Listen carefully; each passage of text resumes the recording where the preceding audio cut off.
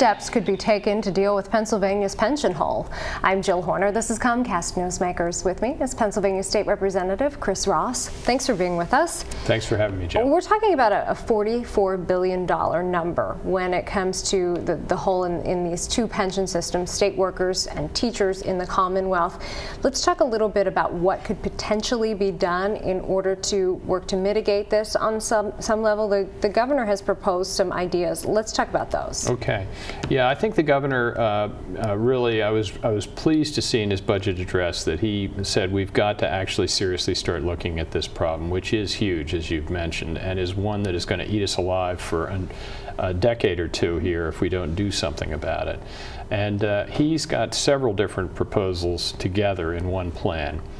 First of all, he is looking at for new hires to move them from a defined benefit to a defined contribution plan. It's a fairly generous program, and it is geared toward making sure that people who come to work for Pennsylvania will have a reasonable pension program that they can couple with Social Security and their own savings and have a decent retirement. And that's just one component of this. Other components deal with existing employees and future wages and benefits. What does that mean? Yeah. It would be great if we could do it entirely by shifting for the new hires, but we're not going to bring the cost down fast enough to address the problem over the next 5 to 10 years particularly. So we really need to try and work with our existing employees to protect them for the benefits they've already earned up till now, and then to look at what we might be able to do that still will give them a fair retirement, but also bring the costs down for the taxpayers. And the governor's proposed to change the multiplier down to something that would be, drop 0.5% off the multiplier of years of service, which will yield them a slightly lower pension retirement benefit.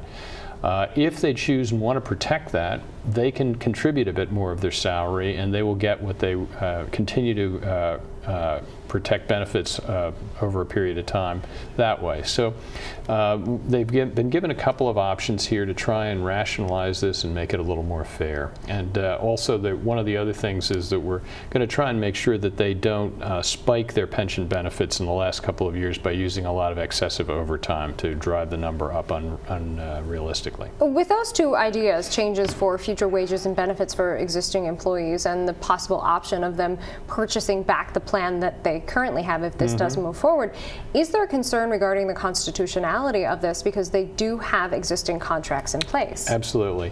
First of all, we wouldn't violate any of the existing contracts, but for at-will employees or at the end of a collective bargaining agreement, these would be working to go into effect.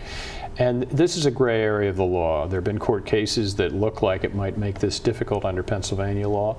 So in order to deal with it, we're not going to make it effective until 2015, and we're going to go directly to the Supreme Court and get a ruling out of them as to whether or not this will be legal and accepted. If we fail, it'll just mean we have to go back closer to that higher contribution rate, greater amount of burden on taxpayers, but we think it's constructed in such a way so that it will wind up passing court scrutiny. And just a few seconds left. There would not be changes for existing retirees, but is this a matter of taxpayers versus employees? Absolutely. Somebody has to pay for this, and it's either going to wind up being coming out of the taxpayers' costs in reduced services or higher taxes, or there's going to be a little give on the workers. I think both sides are going to have to compromise and try and cooperate. Thanks for being with us. My pleasure. We've been talking with Pennsylvania State Representative Chris Ross. I'm Jill Horner.